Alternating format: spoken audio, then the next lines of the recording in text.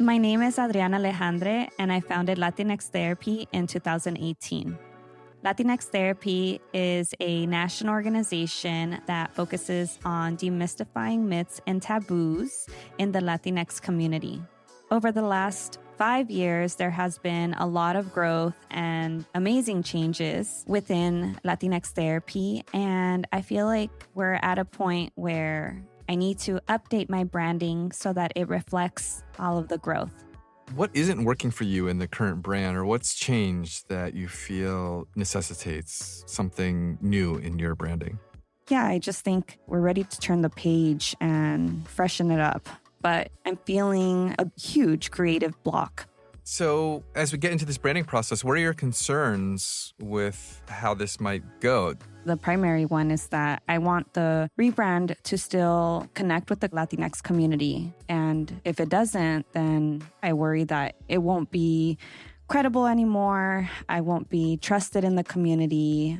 It sounds like you're feeling a little apprehensive about it. Yeah, I'm a naturally anxious person. So, I just feel apprehensive and nervous are perfect emotions for what I feel.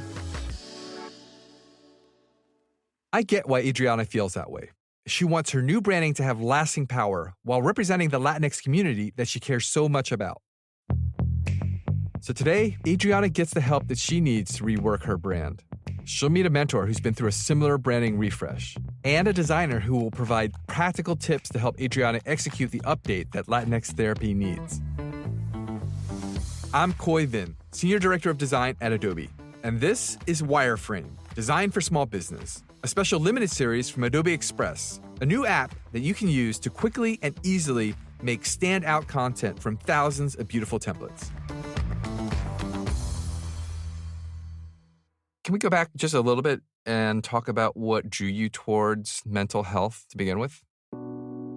I remember being in college, and I was a single mom at that time, and I was just really struggling. And my professor, I remember him looking at me in my eyes and asking me how I'm doing. But it wasn't the casual, quick, like, how are you? Mm-hmm. You know, it was the looking deep into your soul, knowing someone is wounded type of how are you? Yeah. And he validated me and recommended that I go to therapy on campus.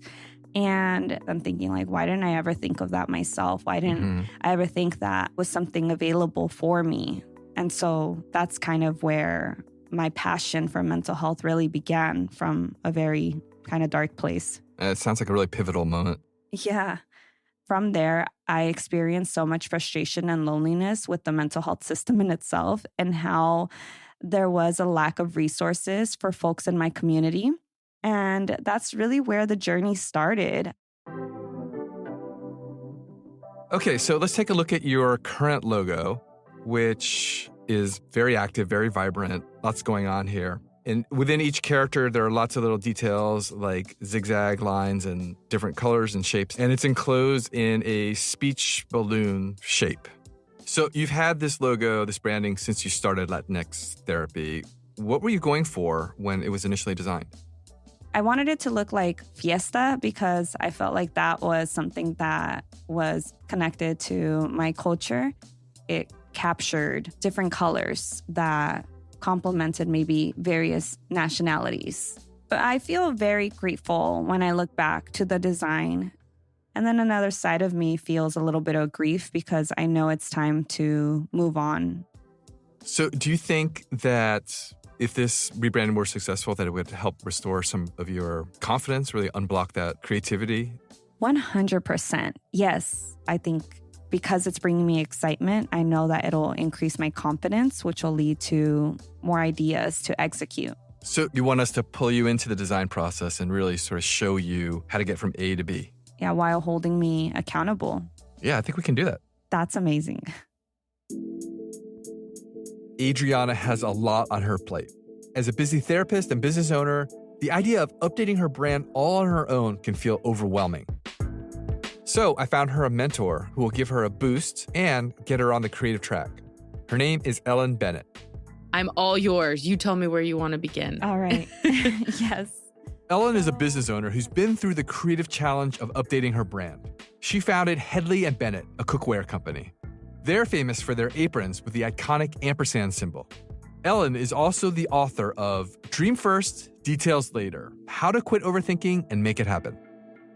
If I look back at Hedley and Bennett's journey, there's been so many times where I call it like, you got to get off the bike to adjust the bike.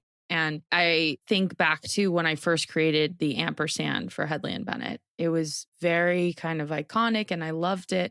But 6-ish years later, I was like, something's wrong with this. Mm-hmm. And that feeling is a feeling that you should never ignore. And we went through so many different styles that looked absolutely nothing like the heart of Hedley and Bennett, but there was gold at our core and we just needed to tweak it. So that's what we did. So it's a little bit of a journey. And I'm telling you that because there's not like one magic bullet. You're going to sit down and all of a sudden everything's perfect. And if it's not perfect, there's something wrong with you. Right. There's nothing wrong with you. This is just the path. Yeah. You ready for that journey? I think I'm ready, but then my heart felt fear.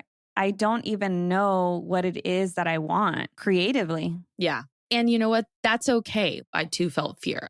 But the cool thing about design is that you're allowed to have feelings about it. Mhm. Like you can see it and say, it doesn't feel right. This one does feel right. And it's going to help you kind of tap into that creative rut that you've sort of been feeling. Mm-hmm. The best thing to get through anything like this is to just do the damn thing, right? Yeah. You're like, I want to rebrand. Stop thinking about the rebrand. You just do the rebrand, right? Yes. Just begin it and be okay with being uncomfortable. I've alluded to my brand feeling a bit outdated, right? What do you suggest to going about creating a brand that is timeless yet modern? I try to always lean with colors that are more on the timeless front than the trendy front. And I'll give you an example. Everybody remembers Glossier pink, right? Yes. That like dusty rose, pinkish color that took the world by storm. And then just like that, a couple of years later, poof, it was gone.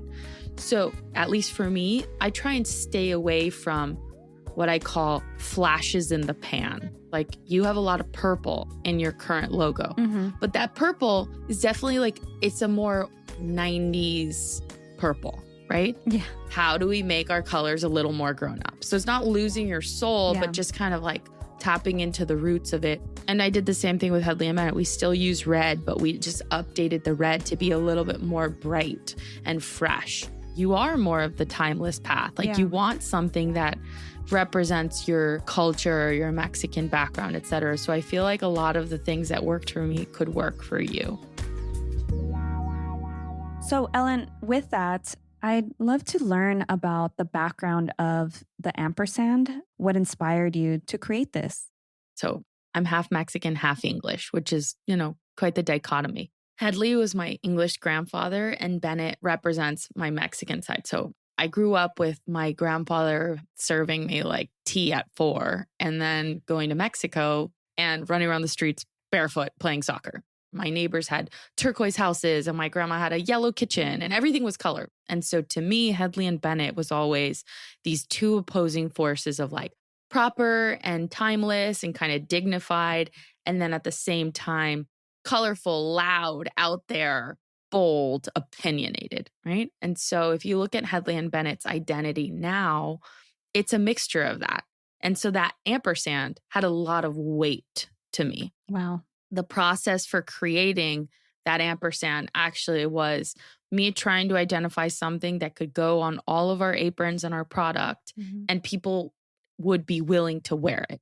I wanted to go the subtle route. Mhm. So Lacoste, the alligator, that was my inspiration for the and. And it was kind of like, if you knew, you knew. Mm-hmm. And if you didn't, that was okay. Now, if you ever watch Top Chef or Food Network, you see that little red ampersand on TV because it's above the fold. Mm-hmm. And it represents, if you know, you know, but it wasn't like some crazy agency that created it for me. It was just Right. like my boyfriend and I in our house at 2 a.m. That's such a beautiful story. I did not expect that at all. And it carries a lot of meaning, from both of your heritage. Are there any design elements from your past and from your youth and from your culture that you might want to be pulling into Latinx therapy? Tapping into my heart, I keep seeing a quetzal from Guatemala. I'm half Guatemalan as well. Quetzal is actually the bird that represents Guatemala. A very beautiful, bright red and green bird. You're right. It's a beautiful bird and it has these like long kind of tail feathers. I love the idea of trying to incorporate that in some way. Yeah, and I think that requires a lot of thought and reflection from me because even when I started that, I didn't want necessarily my story represented in my logo. It was more so my community story in the brand, in the content, and everything that I do. You built this table, girl. You should sit at it and you should let people know that you are the maker of the table. You're the one bringing people together and you should be so proud of that.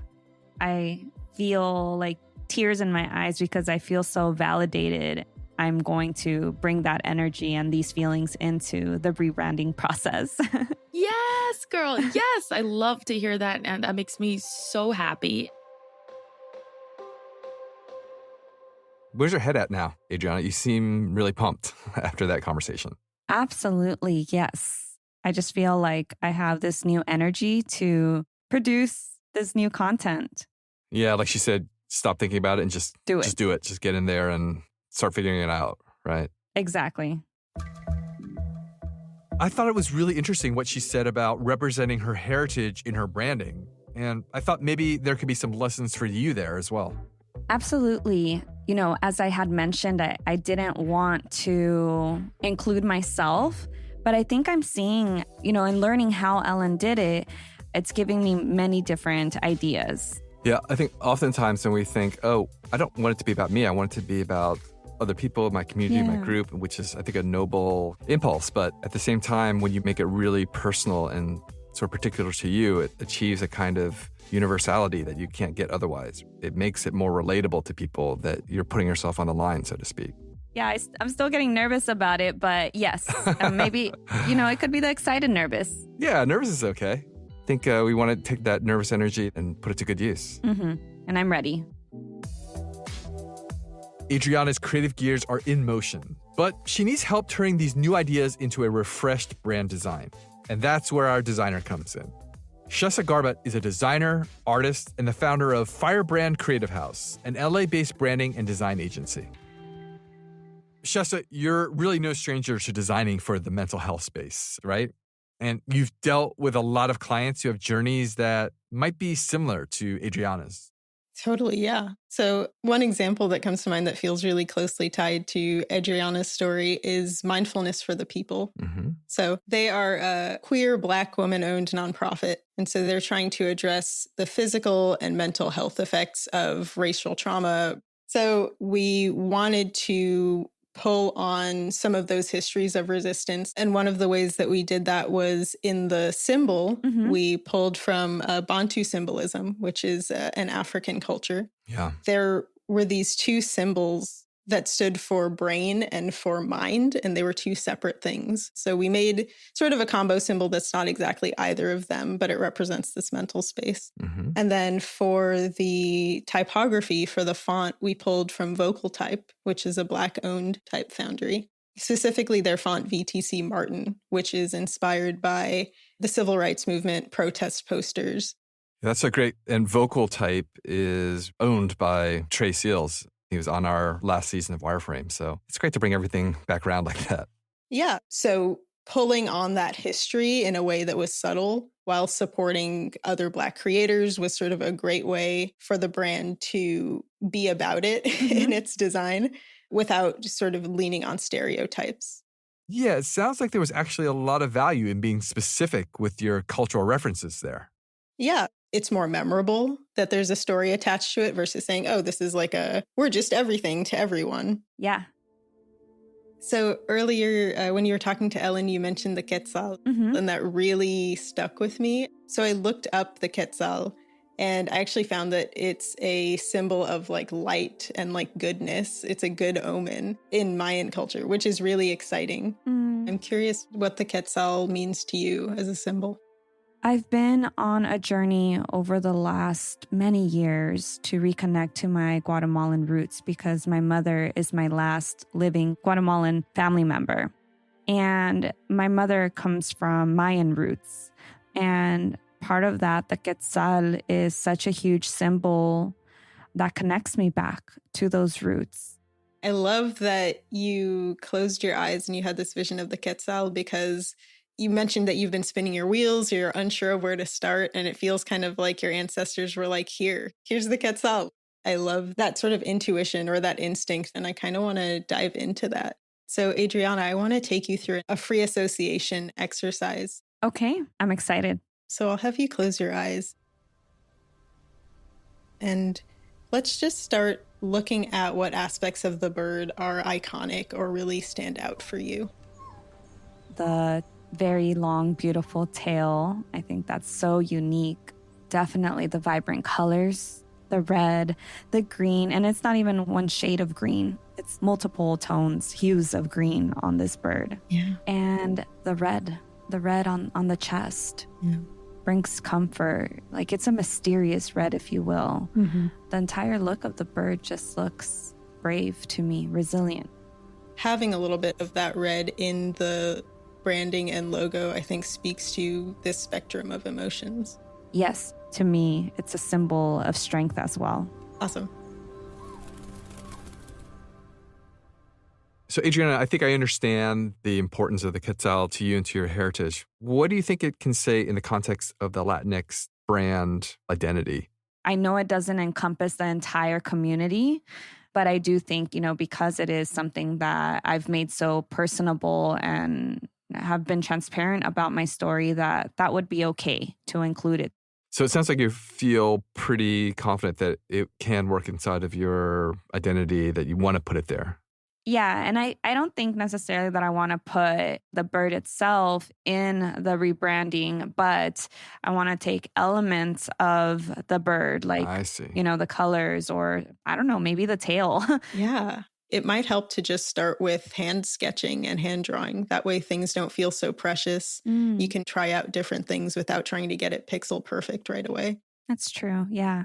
I think creating really loose sketches is one way that you can work out those ideas super quickly before you jump to the computer, before you jump into the software. Okay. That sounds like a good, actionable plan. It takes me somewhere else creatively right now. Like the possibilities that I can create literally out of my hands, even if it's not quote unquote perfect, because that's another element within myself that I don't create because I believe things should look perfect. But the messiness, it's part of the process. And I just have to trust that. That's such a great attitude. That's exactly the way to tackle it. I think software is great. It can augment your ideas and augment your creativity, but the core of it comes from you and the ideas that you can bring to life. And often that starts with sketching on paper. Okay. Yeah, this is definitely a part of designer's process. You can just let things sort of flow through you and see what patterns are coming up for you, what themes are coming up for you, and say, yeah, I like this version of the idea better. Yeah, and using a symbol that sort of comes to you instinctively, like the quetzal, can be like the hook that you need to sort of unblock your creativity. It definitely has. I've been able to generate more ideas within this conversation than I have in the last couple years. So you're already at work. I am. Thank you so much, Schessa, for your words. So, Adriana, earlier you told me that you wanted to be held accountable, right? Yeah. So what are the next deadlines that you're going to set for yourself? I'm going to commit to doing some sketches and just free-flowing kind of the ideas that I'm inspired to create based off of this conversation. I'm going to do that by the end of this week. What I also want to do is make some time to get into the program and integrate some color from my sketches. I'm committed to doing this by the end of the following week. That sounds like a lot of fun, actually. Yeah. While Adriana spends the next week or so sketching out ideas to update her brand, let's go over the tips that we heard that can help with any brand renewal. 1, to design or redesign a brand with lasting power, leave the trendy shades of the year aside. You're going to want to choose colors that you're going to be able to live with for a long time. 2, Your brand is a reflection of you, so it's important that it feels right to you as the founder. So don't shy away from incorporating design elements that are really meaningful to you. And 3, just do it. Sketch out ideas, play with free association exercises, and see what comes up. Creative experimentation is a hallmark of the design process. So let go and enjoy the ride. About a week after we met, Adriana filled me in on how the sketching process and logo redesign work were going. I think I should start with letters, boldy letters. What's in my mind is not coming out through my hand. So I'm just adding dots everywhere. I'm just doing squiggles all over. I had high hopes, but I don't know if this is for me. So the drawing advice did not work for Adriana, but she did find a path to unblocking her creativity. She also left us this message to tell us where the inspiration has taken her. I think at first when I opened Adobe Express, it was a little bit overwhelming because I was like, I don't know what I want. Like, I just went into that block again. But I gave myself grace and I was just playing with the fonts. And then I saw something and it clicked and it became fun.